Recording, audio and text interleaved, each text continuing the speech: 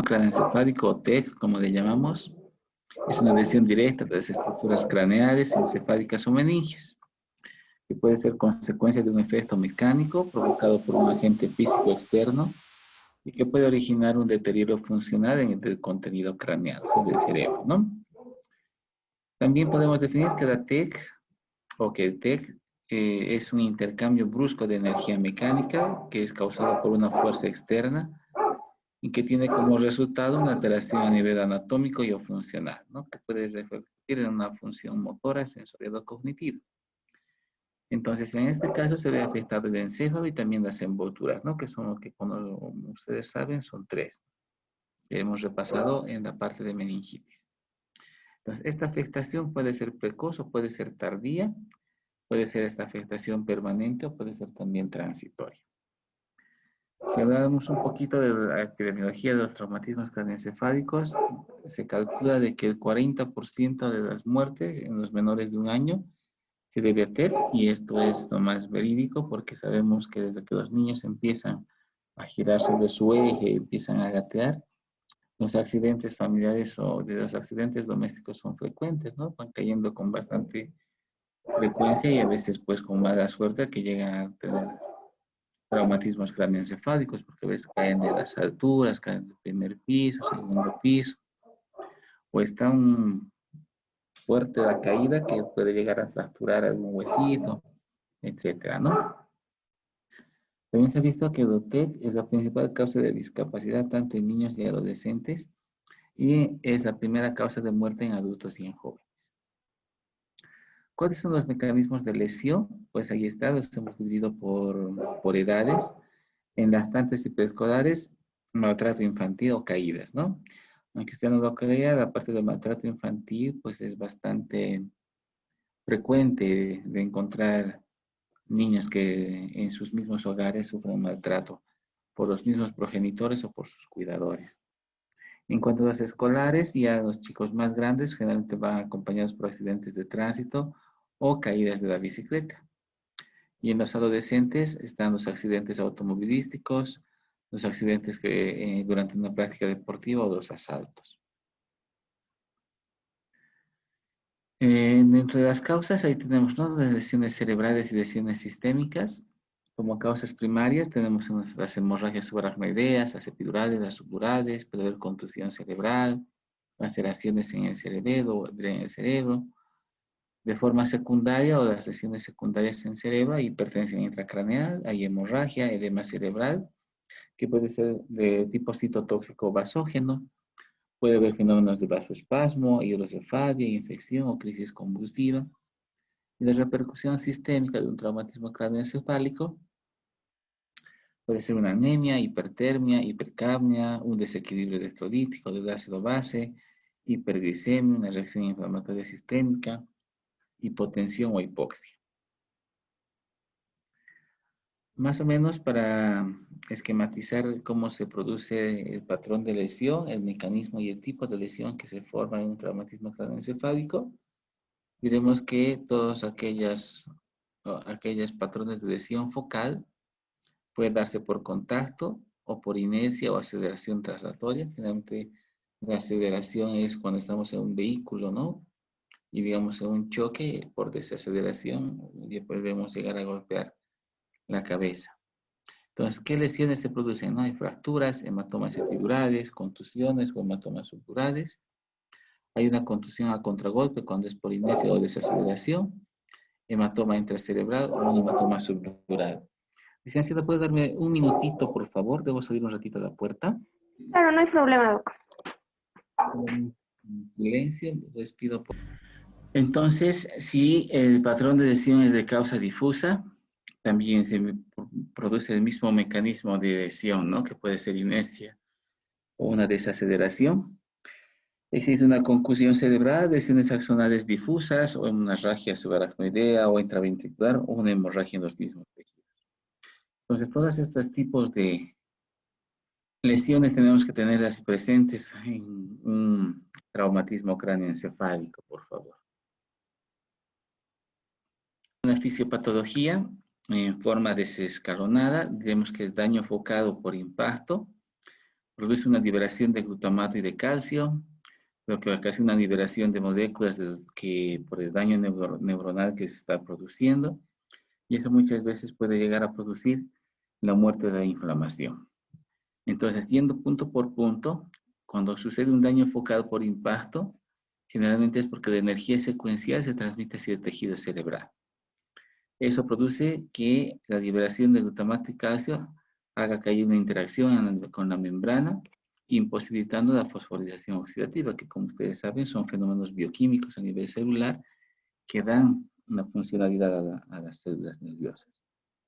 Existe una liberación de moléculas por el daño neuronal, lo que libera las caspasas o las caspaínas, y eso nos produce las necrosis o las apoptosis celulares. Si clasificamos el traumatismo cráneoencefálico, vamos a clasificarlo según su intensidad en leve, moderado y grave, y eso va a estar determinado generalmente por la escala de Glasgow, que se aplica también en los niños. Entonces, si usted tiene un Glasgow de entre 14 a 15 con cefalea leve, una frecuencia de vómitos de menor a 3 y sin pérdida de conciencia, es un TEC leve. En cambio, si es un Glasgow de 8 o menos, usted en su examen físico encuentra signos de focalización o hay una lesión penetrante en el cráneo, por ejemplo, un TEC con hundimiento, o hay una fractura hundida o expuesta. A veces hay dos golpes con exposición de masa cerebral, cuando hay un accidente de tránsito o una caída de altura, por ejemplo. Hay una disminución de la puntuación inicial en la escala de Glasgow con un déficit neurológico y de aparición posterior al traumatismo. Entonces usted está frente a un test grave, ¿no? Entonces, según los signos y de valoración de la escala de Glasgow, usted puede diferenciar si es un test leve, moderado o grave. Y en la valoración del paciente es importante buscar algunos signos, como los que están viendo en las figuras, como por ejemplo buscar otorrea, que es la salida de líquido cefalorraquídeo por el conducto auditivo, otorragia, un hemotímpano, por ejemplo. O sea, es importante hacer el examen de los oídos con un aparatito para poder ver el tímpano, con otoscopio, en realidad, ¿no? La rinorrea o la rinorragia, que la rinorragia también es la salida de líquido cefalorraquídeo por las fosas nasales. Otros signos característicos, ¿no? Como están viendo ahí, los ojos de mapache, o están viendo una equimosis retroauricular, que le está traduciendo como una fractura de base de cráneo en la fosa posterior, o los ojos de mapache en la fosa anterior. Entonces, es importante hacer un examen físico minucioso porque también nos puede dar una idea de qué es lo que está sucediendo a nivel de la cabecita. Ahí les dejo también la escala de Glasgow para que ustedes puedan aplicar por edades. Ahí están los lactantes, preescolares y escolares, y las puntuaciones según lo que estamos valorando, ¿no? Por ejemplo, la apertura ocular, la respuesta motora y la respuesta verbal. Entonces, es lo que usted tiene que ver según la edad de los niños, cómo es la respuesta. Por ejemplo, si estamos frente a un lactante y vemos apertura ocular, será 4 puntos si es una apertura espontánea, 3 puntos cuando se le habla, 2 puntos al dolor, 1 punto sin respuesta. La parte motora lo mismo, ¿no? Si es una puntuación, si tiene una adecuada respuesta motora cuando se le habla, es una puntuación de 6, 5 cuando hay un estímulo cutáneo, 4 cuando hay una defensa al dolor, 3 una flexión anormal, 2 una extensión anormal, sin respuesta es un puntaje de 1. Entonces usted va valorando todo esto y va a tener la escala de Glasgow para poder hacer justamente esta clasificación que habíamos mencionado anteriormente. ¿Qué signos de alarma tenemos que indicar a los papás ante todo niño que llegue a la consulta o a emergencias con un antecedente de un TEC? La presencia de los vómitos, ¿no? Si va aumentando en frecuencia. Presenta 3 o más vómitos en menos de un día, tiene que estar el papá atento y asustado. Si hay una cefalea intensa o no puede recuperar o mantener el estado de alerta, o si convulsiona o tiene cambios de conducta, por ejemplo, son niños que están confundidos, irritables o con llanto constante, es decir, que cambia su comportamiento cotidiano, también es un signo de alarma para los papás. Si se encuentra cualquier déficit neurológico, por ejemplo, paresias, parestesias, o encontramos a niños que presentan amnesia o amaurosis. Se sabe que la amaurosis es cuando pierden la vista a los niños. Si encuentra hemorragia o derrame de líquido acuoso por la nariz o oídos, ¿no? Que estamos hablando de la salida de líquido cefalorraquídeo por estos orificios también. O encontramos a un niño con una marcha tambaleante o que tiene una postura normal. Entonces, todo eso tenemos que advertir a la familia para que estén atentos y puedan acudir rápidamente a emergencias o acudir a algún centro hospitalario para que pueda recibir rápidamente atención ese niño. Algunas otras, algunas otras indicaciones para cuándo indicar, por ejemplo, una tomografía de cráneo, pues ahí las tienen, ¿no? Son varias, mencionaremos algunas cuantas, por ejemplo, un déficit neurológico focal, o en niños menores de 1 año que tienen alguna laceración o inflamación mayor a 5 centímetros en la cabeza, o son convulsiones postraumáticas sin que el niño tenga antecedentes de epilepsia, por ejemplo, anteriormente, o son niños que están demasiado somnolientos o con gran compromiso de su estado de conciencia, pues también usted debe sospechar o indicar para hacer una tomografía.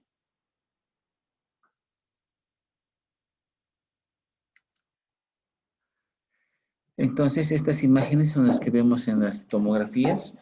Son 3 que les estoy mostrando, que corresponden a 2 hematomas epidurales, que se ven como manchas blancas, ¿no? Por ejemplo, acá, en la región occipital, otro un poquito más grande en la región occipital, que tal vez es el mismo paciente.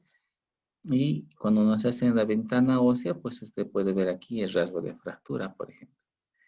Entonces, ese es un hematoma epidural, que es una colección de sangre entre el cráneo y la dura madre, que es una lesión generalmente por una lesión de la arteria meningia media. Entonces, casi siempre coexiste con una fractura lineal. Otro tipo de lesión que es esta, que es un hematoma subdural, que se ve como una masa en forma de media luna que va creciendo, ¿no? Entre la tabla interna del cráneo, por ejemplo. Muchas veces estas va cursando con edema cerebral, como están viendo en la imagen. Se encuentra sobre la convexidad del cráneo, o también puede ser interhemisférico. Y si usted ve, hay un desvío de la línea media, que eso también es importante reconocer. Entonces, ¿a qué pacientes pedimos una placa de cráneo, una placa simple? A todo paciente que tenga una lesión tipo SCALP o que al examen físico usted siente de que tiene algún grado de hundimiento, usted tiene que pedir una radiografía para descartar que no tenga fractura. También es importante pedir una radiografía cervical en todo paciente politraumatizado o con traumatismo severo, o que tenga un traumatismo donde realmente sea muy difícil saber de etiología. O a veces llegan a emergencias niños que estaban yendo a la escuela y son atropellados sin ningún familiar porque la persona que atropella se da la fuga, entonces son niños que llegan sin datos, entonces en ellos por una evaluación médica a que también solicitarles una radiografía para ver que no haya algún trazo de fractura, por ejemplo. Entonces, cuando usted ve una placa de cráneo, pues a veces son las lesiones así tan evidentes, ¿no? Que son rasgos de fractura bastante pronunciados. En la otra placa, por ejemplo, pues es una plaquita normal. Esto no hay que confundir con fractura, esto es simplemente la sutura. Pero aquí no hay ningún trazo de fractura. En cambio, aquí sí, mire, es toda esta línea que está fracturada. Ahora, ¿qué intervenciones puede hacer la parte médica para disminuir la presión intracerebral? Porque se recuerde que cuando hay un traumatismo, el cerebro empieza a inflamarse, a edematizarse, y como son huesos ya soldados en las suturas, pues no hay dónde puede expandirse, entonces va aumentando la presión intracraneal. Entonces, lo que primero que tenemos que hacer es elevar la cabeza mayor entre 30 a 45 grados, tratar de tener una posición neutra. Es importante brindar analgesia y sedación a estos pacientes porque el dolor y el tanto moverse también aumenta el edema cerebral y la presión intracraneal. Si se puede hacer una terapia hiperosmolar con, por ejemplo, cloruro de sodio a 3% es ideal. Drenaje de líquido cefalorraquídeo, un poco difícil que hagamos como primera medida, Pero en casos de hidrocefalia, donde hay mucha hipertensión intracraneal, pues hay que poner las derivaciones ventrículo-peritoneales, por ejemplo, ¿no? Otras terapias en segunda línea, por ejemplo, es inducir un coma barbitúrico, justamente para poner al paciente en todo un estado de sedación, ponerse en hacer una cranectomía descompresiva, ¿no? Que es quitar un fragmento de hueso y permitir que el cerebro se vaya expandiendo y no se vaya comprometiendo mucho más.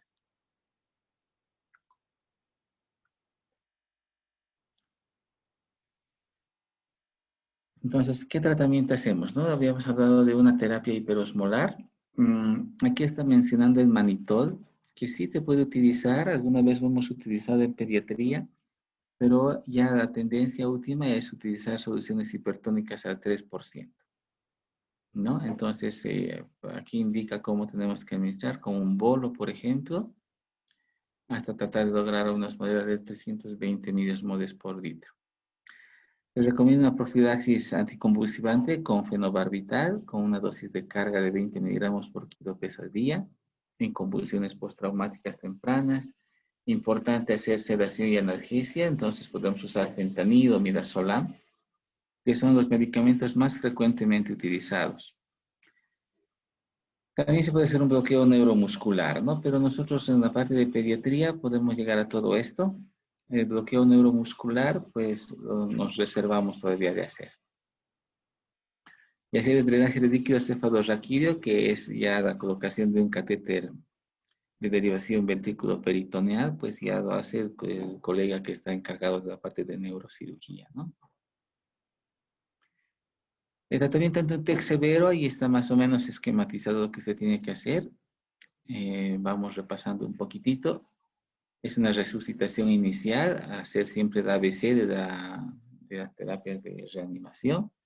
Tratar de mantener siempre la normocapnia, es decir, una presión arterial de CO2 entre 36 a 45, evitar la hipoxia y tratar de tener una tensión arterial por encima del percentil 5, ¿no? O sea, con una muy buena presión.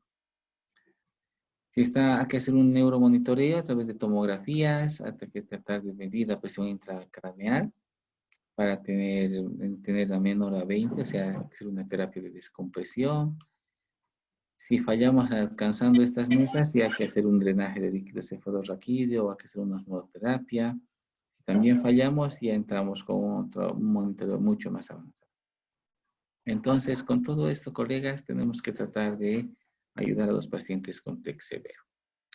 Eso es lo que les puedo comentar en cuanto a traumatismos craneoencefálicos. Si alguien tiene alguna consultita antes de continuar. Las personas que tengan dudas y consultas, por favor, pueden activar su micrófono. Hablando un poquitito de algunas patologías que ya son un poquito más complicadas, ¿no? Y que son también frecuentes.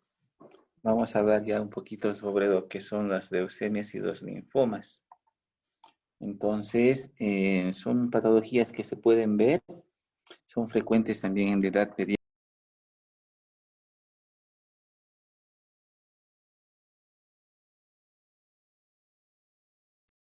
Decía que en las patologías de orden hematológico es importante la presencia o la ayuda de dos colegas especializados en hematología. Si puede ser un hematólogo, bien, o si es un hematólogo pediatra, pues mucho mejor, ¿no? Entonces recordaremos un poquitito con estas imágenes que la sangre es parte del tejido conectivo especializado. Tiene las células sanguíneas que se desconocen, que son los glóbulos rojos, los glóbulos blancos y las plaquetas. Y todos estos elementos se encuentran nadando, por así decir, en una sustancia intercelular que es el plasma. Entonces, estos elementos formes de la sangre, sabemos todos que se van renovando constantemente a través de un ciclo que se llama de hematopoiesis, que sucede a nivel de la médula ósea. Entonces, ustedes también recuerden que en la sangre se dividen en dos grupos o líneas, que son los linfocitos y los monocitos. que son los elementos linfoides, que es el lugar donde se van desarrollando, y los eritrocitos y los granulocitos, que son los elementos mieloides, es decir, que se van formando a nivel de la médula. Esto es importante saber porque sabiendo dónde se originan los elementos formes, vamos a poder también identificar el tipo de lesión sanguínea que está sucediendo en los niños. Si hablamos un poquito de las leucemias en pediatría, diremos que es un cáncer que se origina en las células primitivas, es decir, en las células que son productoras de sangre en vez de la médula ósea. Lo que sucede es una proliferación incontrolada y progresiva de estas células que da lugar al reemplazo de las células normales, invadiendo poco a poco el torrente sanguíneo de la sangre periférica y por ende los órganos y tejidos.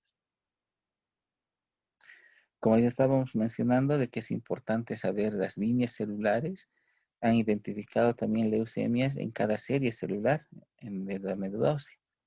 Es así que tenemos las leucemias linfoblásticas, por ejemplo, las miedoblásticas, las leucemias monocíticas, las miedomonocíticas, etc., según la línea donde vaya afectándose. Además, es importante recalcar que siguiendo el curso clínico también pueden ser leucemias agudas, leucemias sin tratamiento que pueden llevar incluso a la muerte del paciente en poco tiempo, o lesiones leucémicas crónicas, donde son aquellas personas que sin tratamiento pueden causar la muerte en varios meses o en varios años. Entonces, todo eso es importante recordar. La causa para la presentación de esto es desconocida. Se mencionan algunos factores de riesgo que pareciera que pudiesen estar implicados en la aparición, pero no es nada concreto. Y dentro de estos factores se mencionan factores genéticos, de exposición a productos químicos, radiaciones ionizantes, quimioterapias por tumores en otras regiones, o son simplemente alteraciones inmunológicas. Entonces, todo puede ser, pero nada está dicho en concreto en realidad.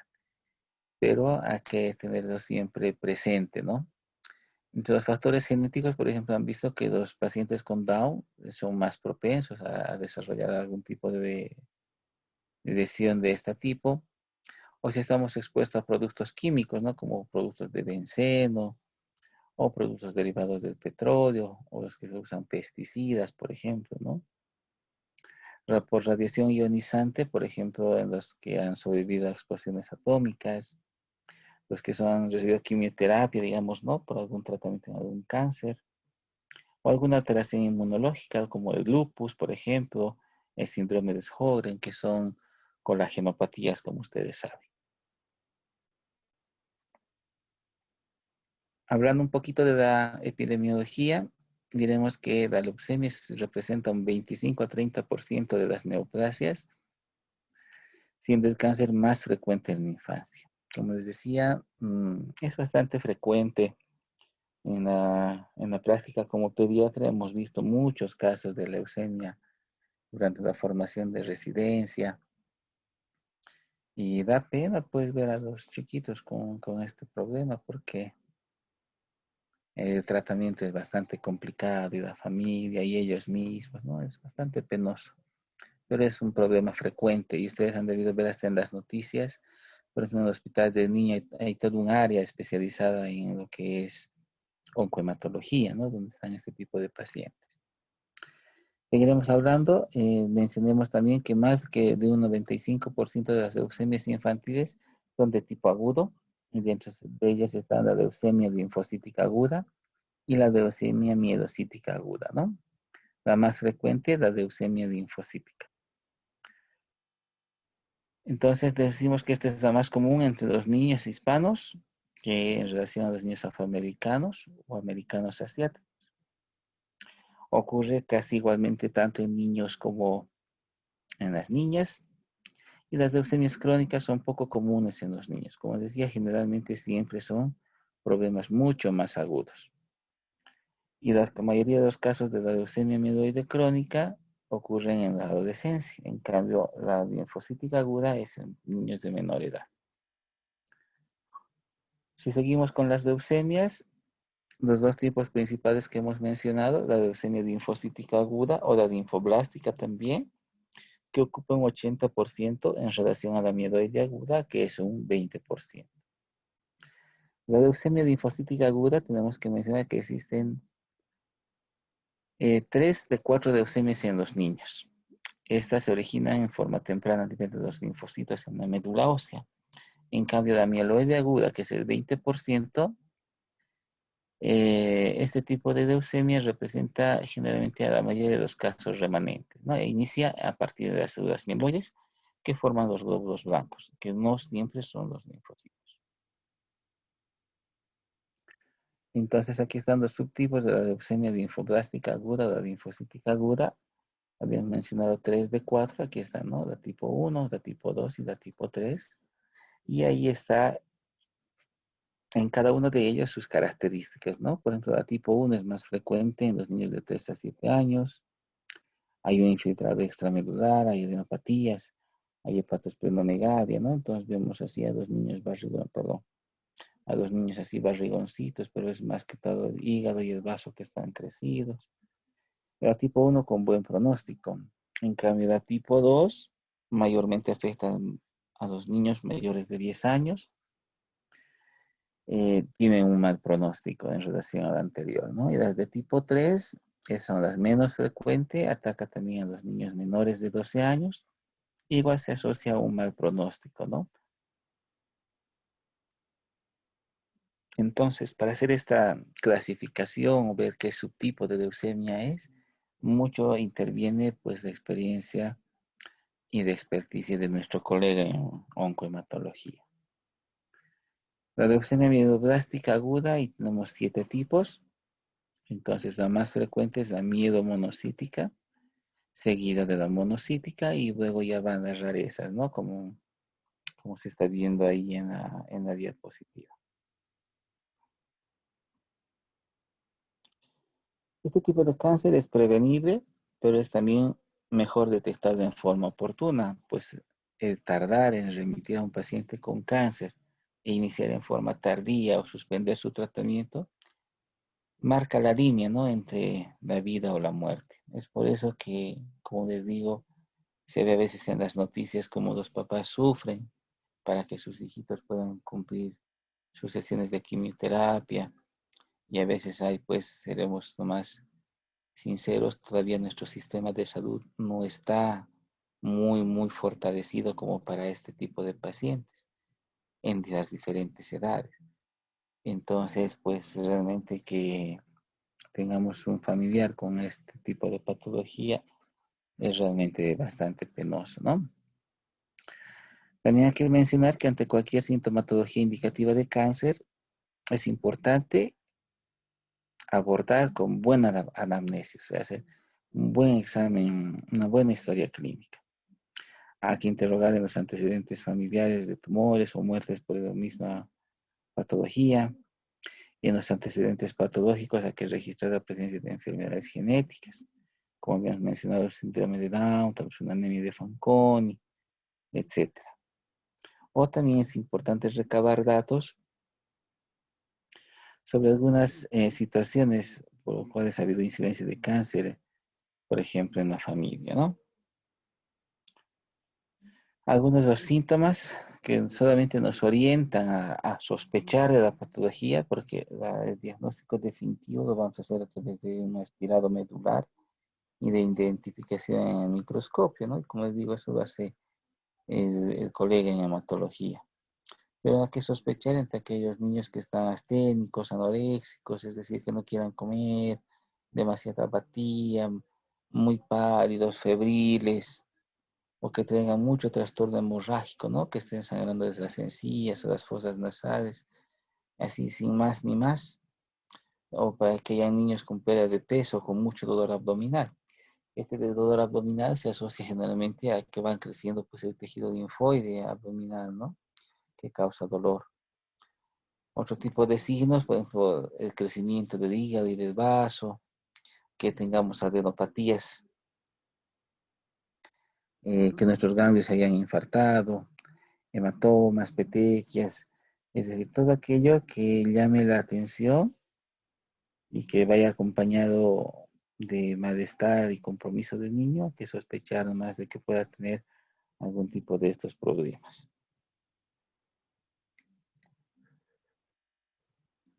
Otros síntomas y signos, pues los tienen ahí descritos: la anemia, una neutropenia, una trombocitopenia. Ahora sí también hablamos de lesiones extramedulares, por ejemplo, ¿no? Tenemos esplenomegalia, que es el hígado, el vaso bastante crecido, o hay una hepatomegalia, que es el hígado ya también crecido, la infiltración gingival y el sangrado, ¿no? Hay niños que sangran por las encías en forma espontánea, o es al cepillarse los dientecitos sin hacerlo con brusquedad, por ejemplo, también pueden sangrar. O sea, sangrados demasiado frecuentes también debe llamarnos la atención. Y seremos sinceros, ¿no? A todo papá nos preocupa que no sangre, entonces generalmente por sangrado acuden los papás a la consulta, y es ahí donde tenemos nosotros que estar bastante perspicaces para poder orientarnos a que pueda tratarse de esta patología. Entonces, lo que les comentaba, en la parte clínica es frecuente palpar las adenopatías cervicales. No se olvide siempre revisar a los ganglios inguinales, colegas.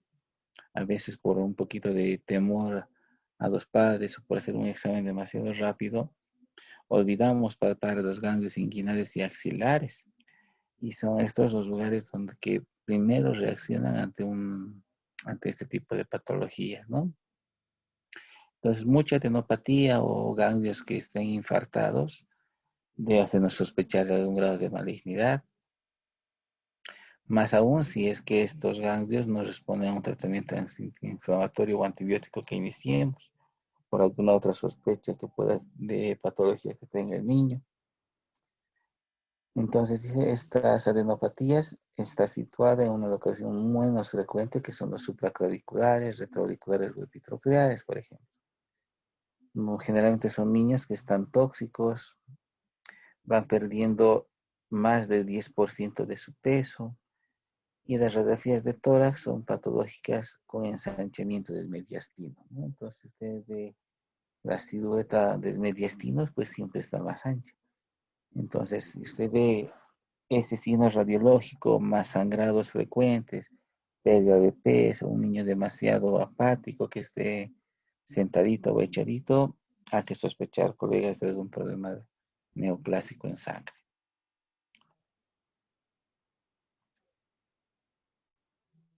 Entonces, lo importante cuando usted sospecha de este tipo de casos es hacer una remisión inmediata a un buen centro asistencial, ¿no? Que puede ser tercer o cuarto nivel.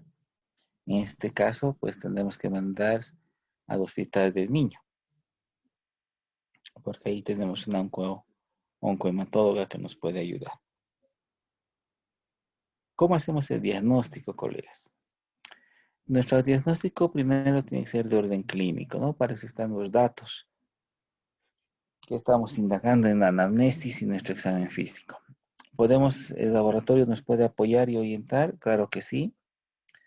No sirve para confirmar el diagnóstico, pero sí nos sirve para ver cómo está el frotis sanguíneo, por ejemplo, ¿no? Ver cómo están los glóbulos rojos, si existe algún grado de anemia con sus variedades, ver cómo están las plaquetas, ver en qué valores se encuentran los leucocitos, ¿no? Generalmente son pacientes que presentan una leucocitosis terrible, ¿no? Entonces usted tiene un hemograma y ve el recuento de leucocitario y dice, ¿qué está pasando? Porque los valores son demasiado altos. Y acompañado a todo eso, pues van reportando también la presencia de elementos inmaduros, ¿no? Pero como les digo, el diagnóstico es certero al 100%, es a través del aspirado medular. Entonces, ¿qué exámenes usamos para confirmar nuestro diagnóstico? Ahí les estoy mostrando eso que les decía, que es punción y aspirado de la médula ósea. Eso es lo que da el diagnóstico definitivo. Esa es la prueba gold estándar para diagnosticar esta enfermedad. También podemos hacer una punción lumbar para estudiar el líquido cefalorraquídeo para ver qué más está acompañando, y algunos otros datos radiológicos también, ¿no? Como lesiones osteolíticas o lesiones de osteoporosis, ¿no? Entonces, con todo eso usted tiene que hacer el diagnóstico diferencial. Y pida nomás sin miedo, colega. Si usted nota que está viendo a un niño con esas características y demás, se da que pedir nomás los exámenes que son necesarios para confirmar o descartar, porque de eso también depende cómo va a asumir y afrontar la familia, ¿no? Entonces aquí tenemos algunas imágenes, por ejemplo, que les he tomado. Por ejemplo, en esta placa se ve que hay una osteopenia difusa del húmero izquierdo en relación al derecho, ¿no? Por eso es que lo están viendo más o menos así como está apareciendo. En cambio, en las otras, en plaquita de tórax, vemos un ensanchamiento mediastínico, ¿no? Fíjense ustedes, es mucho más ancho. Y habíamos dicho que mediastinos anchos más la sintomatología, pues hay que sospechar del proceso oncohematológico. En cuanto a tratamiento, es importante hacer medidas generales y el tratamiento específico. Dentro de las medidas generales, pues es importante alimentar a este tipo de pacientes, una buena higiene, un apoyo psicológico y emocional, porque obviamente se afecta pues la autoestima, ¿no? Porque son niños que tienen que quedar postraditos en cama, se van aislando de sus amiguitos, entonces se va afectando nuestro componente psicológico afectivo también. A veces es necesario hacer transfusiones de glóbulos rojos o concentrados plaquetarios. Y como son pacientes a veces muy inmunocomprometidos, aquí no vas a usar tratamiento antibiótico, ¿no? Para defender al cuerpo. Y una vez encontrado el problema en específico, hay que iniciar el tratamiento específico también para aquello.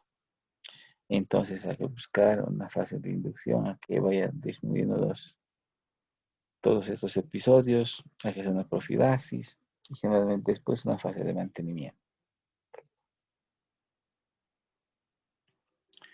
Entonces, ¿cómo empezamos a actuar? Primero es hidratando al paciente. Podemos usar adopurinol para ayudarnos también con ellos. Y el uso de prednisona, que es importante, ¿no? 40 miligramos por metro cuadrado de superficie. Apoyar esto de vincristina, asparginasa, y vamos armando todo nuestro arsenal de tratamiento.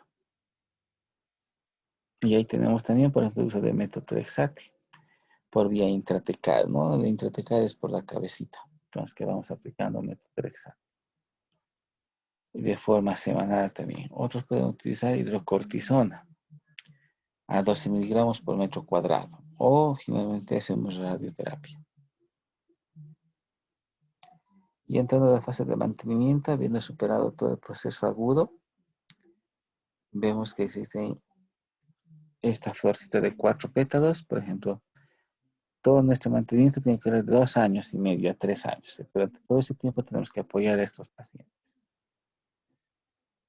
Luego de un refuerzo mensual con vincristina, hay que hacerse cada mes, hay que empezar a usar prednisona. Para los casos de mercaptonuria también, mercaptopurina, ahí tenemos, o metotrexate. Y un poquito arreglando lo que estábamos comentando, que a pesar del tratamiento, si el paciente no responde, como último recurso queda de hacer un trasplante medular.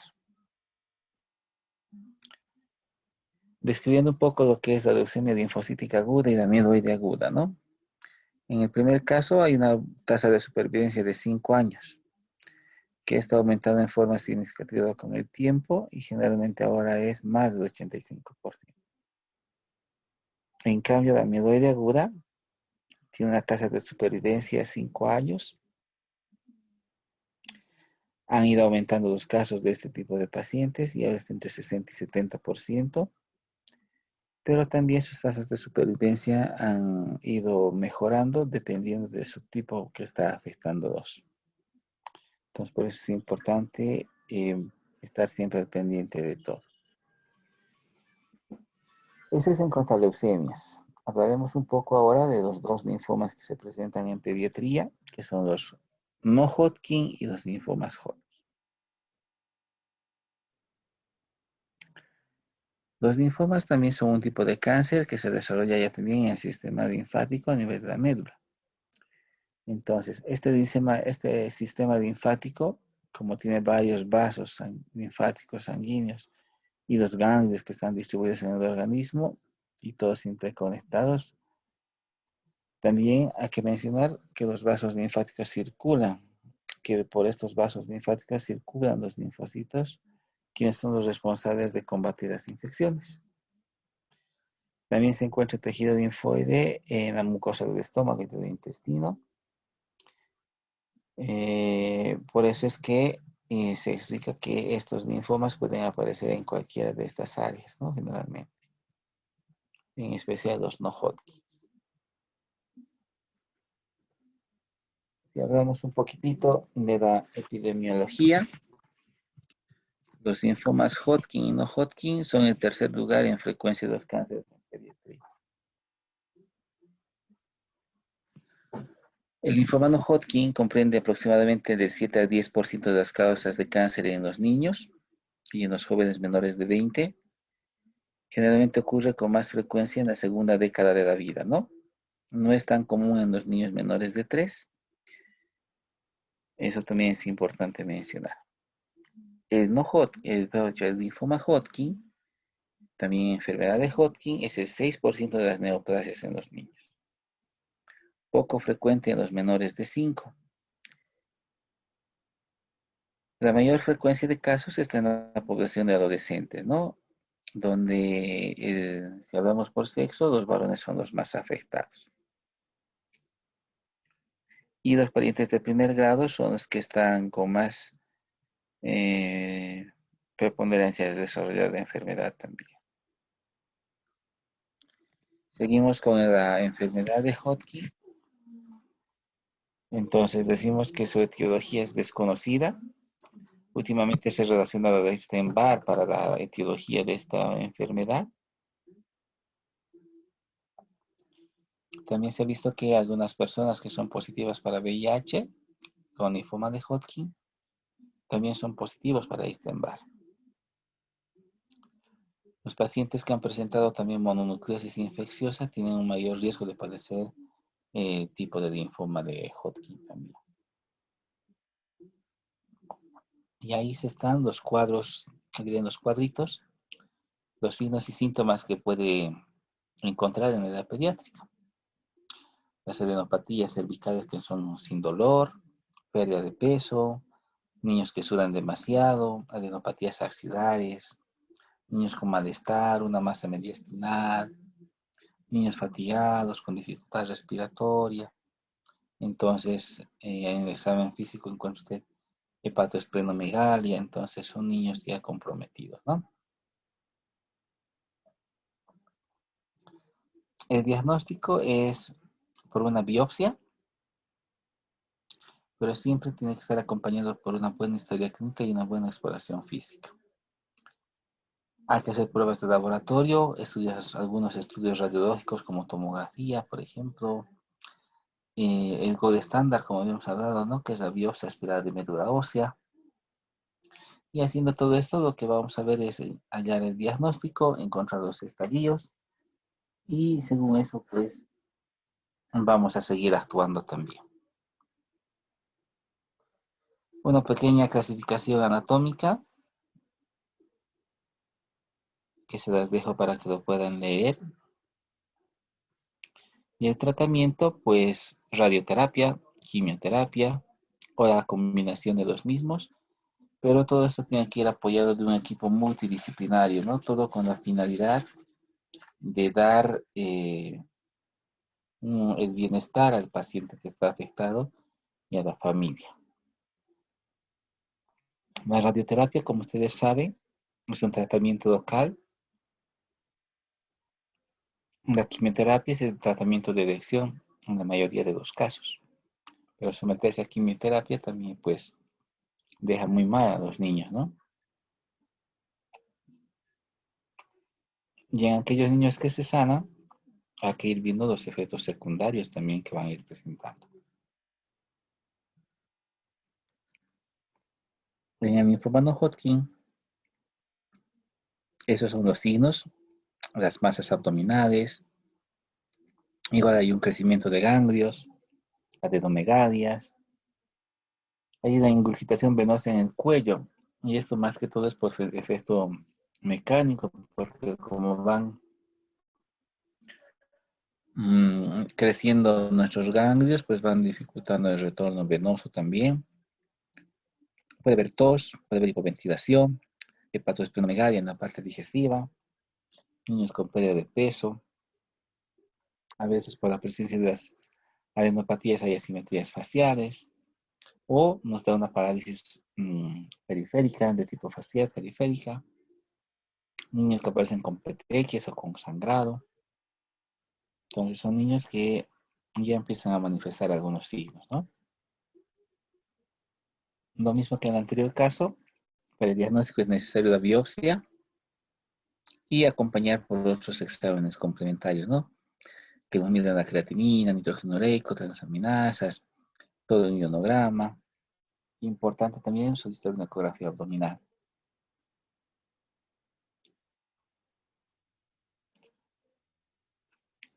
Importante también realizar algunas pruebas radiológicas y de laboratorio que nos van a ayudar a estimar el riesgo.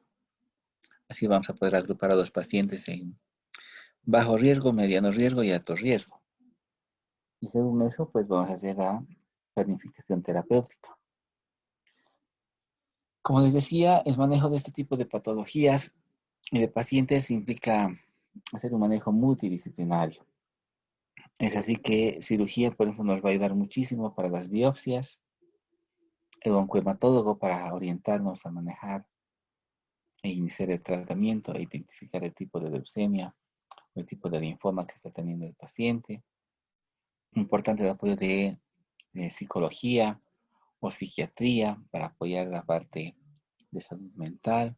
Entonces se va formando todo un equipo multidisciplinario para apoyar al niño y obviamente a la familia.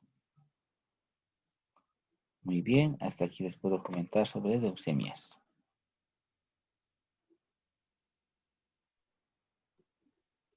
Fiebre reumática, que también ustedes ya saben, ¿no? Licenciada, 30 segunditos, por favor. Es la fiebre reumática, entonces.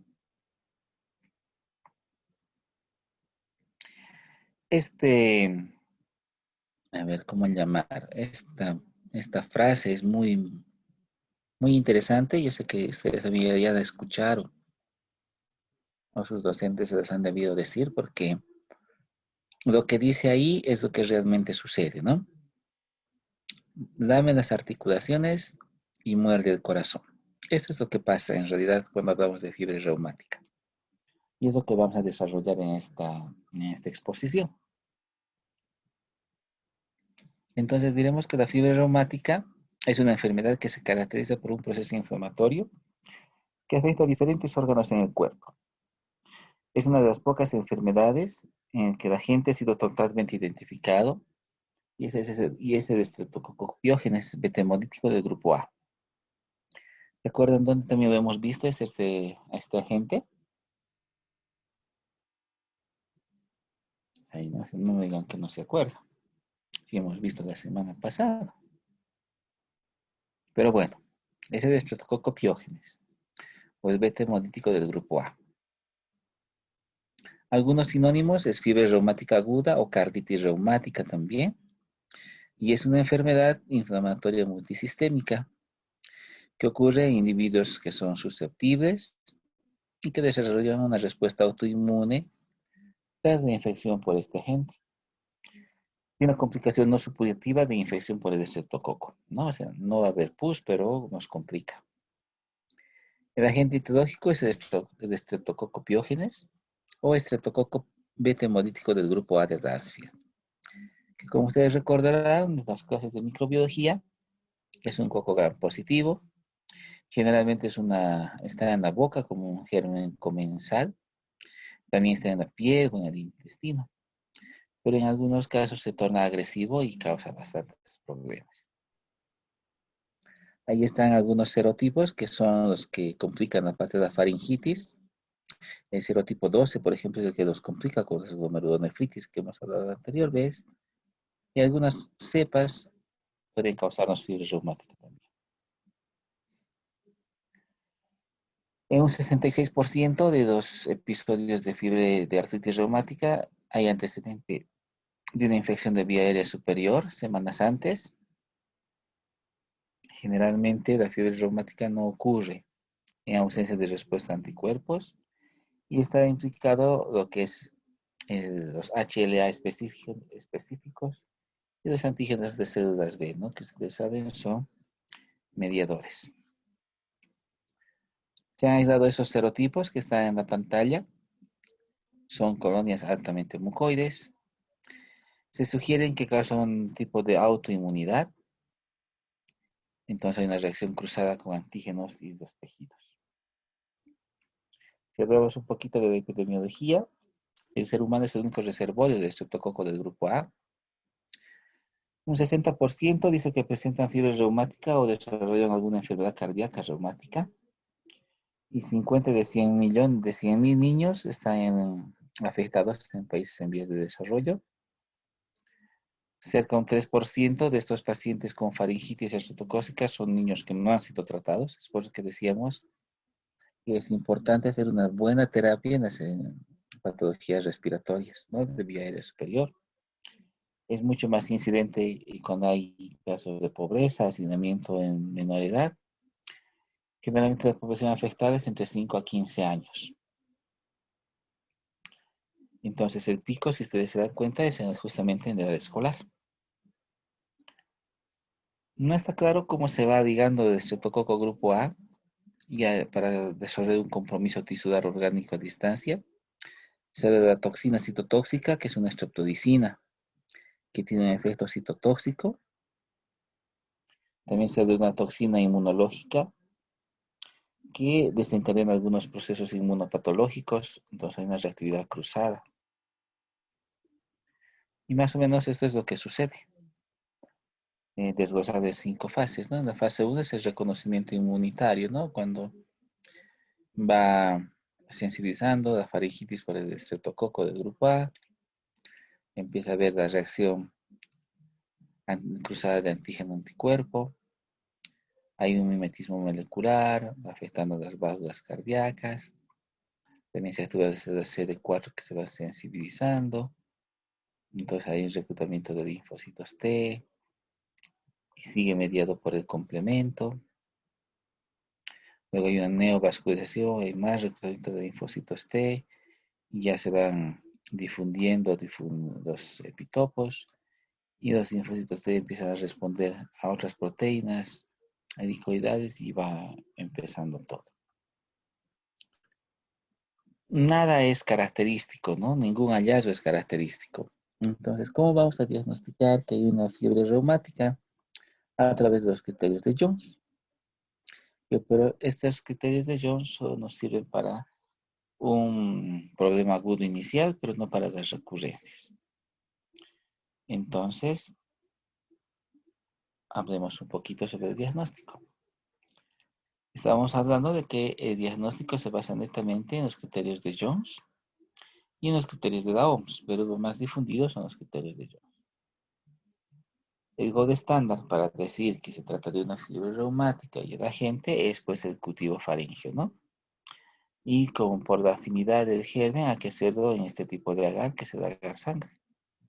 Entonces hay que pedir al laboratorio, a la sección de microbiología, que nos apoye para el diagnóstico.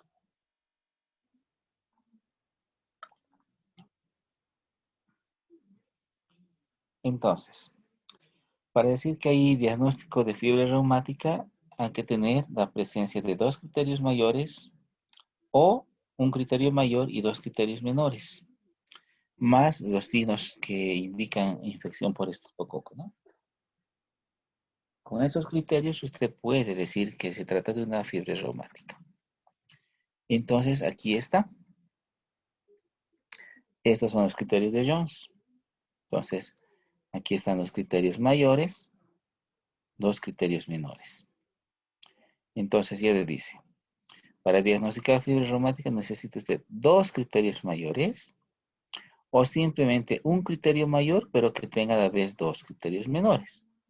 Por ejemplo, si usted encuentra un niño con poliartritis y un eritema marginado, dos criterios diagnósticos, ya sospeche usted de una fiebre reumática.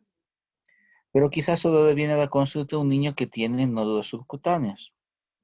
Pero usted en su examen físico encuentra que hay artralgias y a la vez hay fiebre. Entonces, un criterio mayor y dos menores ya le apuntan a orientarse de que puede estar frente a un cuadro de fiebre reumática. Y obviamente a todo esto hay que añadirle que haya una infección previa por este coco del grupo A. ¿Y eso cómo vamos a hacer? A través de cultivos de cavidad faríngea o que haya una detección rápida para estreptococo, por ejemplo, con algunas pruebas rápidas, o ver la titularidad de los anticuerpos, ¿no? Que tienen que ir en aumento, por ejemplo. Los anteriores eran los criterios de Jones y estos son los criterios de Down. Se los puse ahí para que lo puedan tener presente. Pero como les decía, generalmente son los de Jones los más utilizados. Los criterios de Jones ya un poquito mejor explicado. Ahí están los criterios que hemos revisado, los mayores, los menores. Y vamos a ir viendo cada uno de ellos. ¿Cómo es la poliartritis migratoria, no? Se presenta en el 75% de los pacientes afectados por fiebre reumática. Esto es importante, colegas, es que afecta a las grandes articulaciones, es decir, rodillas, tobillos, muñecas, codos. No afecta a las articulaciones menores. O sea, si usted tiene un niño con lesión o dolor en los deditos, no es una poliartritis migratoria. Tiene que afectar articulaciones grandes y va migrando, ¿no? Está un momento en la rodilla, luego pasa al tobillo, luego vuelve a la cadera, entonces se va moviendo por las articulaciones grandes. Muchas veces vamos a encontrar tumefacción a nivel de las articulaciones, eritema, color, dolor. Entonces, el dolor indica que precede a otras alteraciones, es muy desproporcionado. Como les decía, es de orden migratorio, ¿no? Va pasando de articulación en articulación. Primero es una monoartrosis, luego se vuelve una lesión, una dolencia poliarticular. Tiene una respuesta a dosis de salicilatos. Son afectaciones de articulaciones que no causan la deformidad de las mismas. Entonces, dice, cuanto más afectación articular tiene, menos afectación cardíaca vamos a encontrar.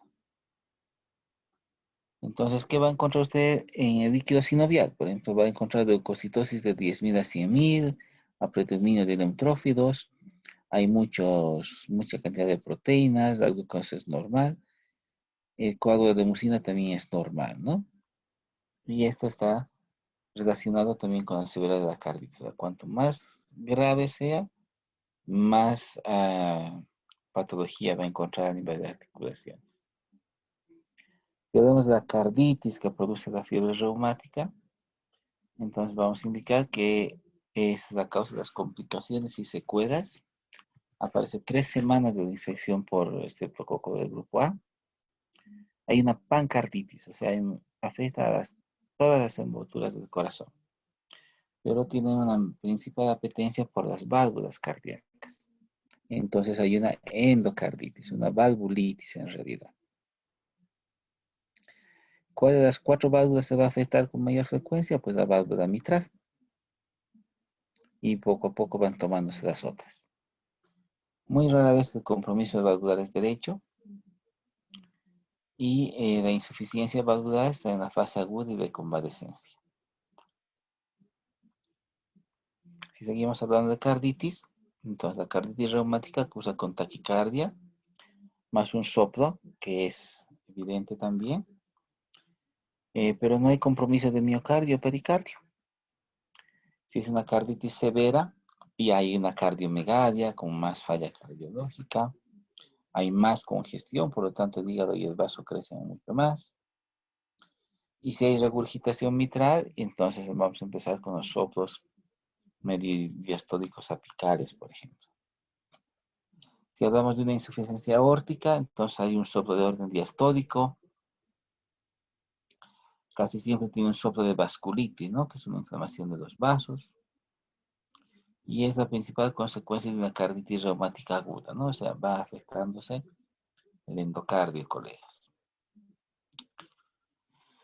Si usted hace un extendido microscópico, hay que buscar los cuerpos de Ashov-Tavara, que son patognomónicos de la carditis reumática, ¿no? Y es posible verlos en cualquier zona del miocardio.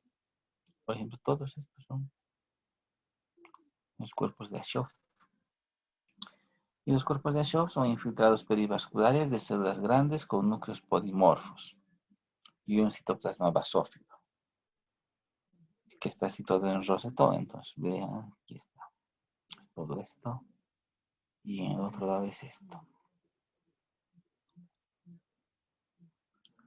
Otro dato que es característico de fiebre reumática es la corea de Sydenham, que se presenta como un desorden comportamental aislado y sutil.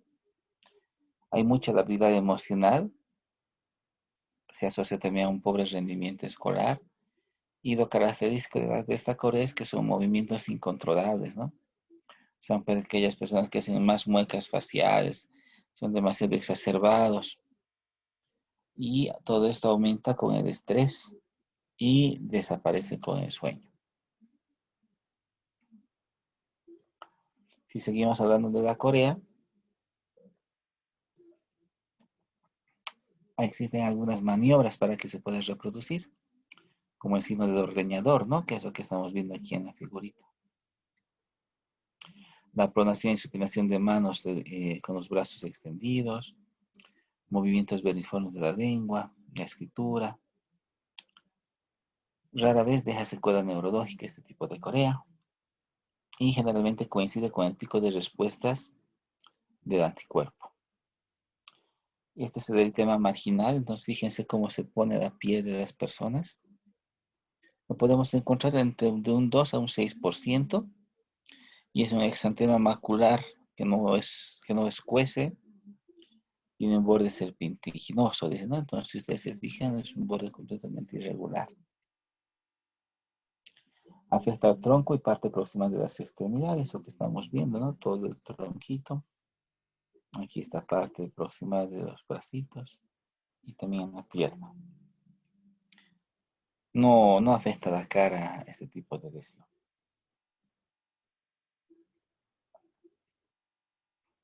Estos nódulos subcutáneos, muy poco se puede encontrar en menos del 1% de los pacientes. Generalmente miden 1 centímetro de diámetro, son tumores duros que no duelen, que algunas veces llegan a medir 2 centímetros. No están adheridas a la piel, por lo tanto, si se hace el examen, pues se van a poder movilizar. Afecta a superficie de tendones extensores, no así de los flexores.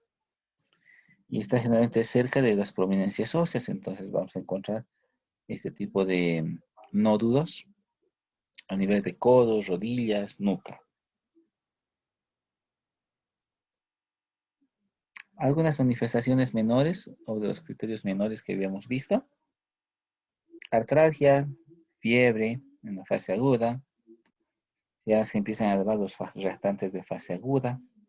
Entonces se eleva la PCR, se va elevando la BCG. También hay leucocitosis con aumento del complemento. Se va alterando el proteinograma. Y a nivel de corazón, pues por la afectación cardíaca, vamos a encontrar, por ejemplo, un incremento del intervalo TR, que traduce el bloqueo de primer grado, por ejemplo. ¿Cómo vamos a encontrar la evidencia de una infección por estreptococo? Pues hallando los anticuerpos. Entonces, es importante hacer la detección de anticuerpos antistreptomicina. Entonces, los anticuerpos antidesoxirribonucleasa o anti-DNasa, infecciones previas por estreptococo del grupo A, o en los que tengan títulos altos, ¿no? de este tipo de agente.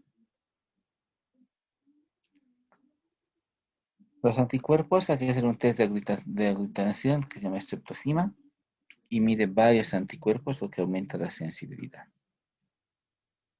Entonces, vamos a poner aquí como he puesto en la diapositiva, ¿no? Una notita, dice. Se admite que el 20 a 40% de los afectados de fiebre reumática, la antistreptomicina, son normales, o sea, están dentro del rango normal. Entonces hay que usar otros anticuerpos estreptocócicos. También es importante usar el test de aglutinación, que es el último que hemos hablado.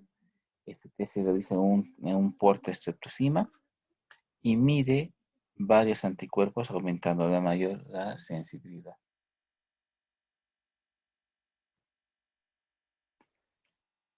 Entonces se absorben varios antígenos bacterianos sobre los eritrocitos. El test de estreptocima que es positivo en el 100% luego de una infección estreptocócica, ¿no? La parte de bioquímica y laboratorio nos apoya. La evidencia de una infección reciente por estreptococo del grupo A es importante. Este requisito para el diagnóstico. Cuando aparece la fiebre reumática, solo del 10 al 20% se encuentra en un cultivo de hisopado faríngeo o en test de antígenos. Un tercio de las fiebres reumáticas no se hallan antecedentes de faringitis. Y usualmente se basa en títulos de anticuerpos elevados o en incremento, ¿no? O sea, la parte del laboratorio nos tiene que ayudar mucho en este caso. Si mide usted un solo anticuerpo, solo el 85% aparece elevado. Si mide 3 anticuerpos, ya garantiza entre 95 y 100%. La Corea coincide con el pico de respuesta de los anticuerpos. Y dice ahí, bien importante, no hacer diagnóstico de fiebre reumática con títulos altos y criterios de Jones incompletos. O sea, tiene que cumplir necesariamente los criterios de Jones, colegas. No puede ser que tenga, digamos, un criterio mayor y un menor. Tiene que cumplirse lo que habíamos indicado, 2 criterios mayores o un criterio mayor con 2 menores, necesariamente. Algunas enzimas que nos permiten determinar el daño que había a nivel de tisular o de miocardio son las transaminasas, la TGO, porque recuerde que la TGO se sintetiza también a nivel cardíaco, la LDH, las isoenzimas miocárdicas y la CPK, que si hay una afectación cardíaca tiene que estar elevada. Algunos factores antimiocardio que están circulando que solo son para el control evolutivo del paciente. Hay que hacer diagnóstico diferencial con artritis reumática en pacientes jóvenes que tengan poco dolor en relación a los hallazgos clínicos, que sean febriles, que tengan linfadenopatías, esplenomegalia, o que obtengan una pobre respuesta a los salicilatos. Hay que también hacer diagnóstico diferencial con los pacientes con lupus eritematoso sistémico. En los casos de carditis también es importante hacer la diferenciación porque el miocardio es una miocarditis viral, generalmente las carditis, un Kawasaki y una endocarditis infecciosa, ¿no? Que ya hemos hablado en la anterior clase de un Kawasaki, por ejemplo. La corea, si se presenta como una única manifestación, es la corea de Huntington y traduce una encefalitis. Y en esta tablita, o en este cuadrito, mejor dicho, están los diagnósticos diferenciales que usted tiene que considerar ante la sospecha de fiebre reumática.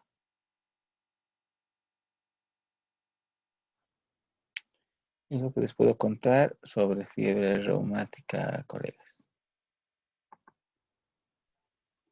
Las personas que tengan dudas y consultas respecto a este tema, por favor pueden activar su micrófono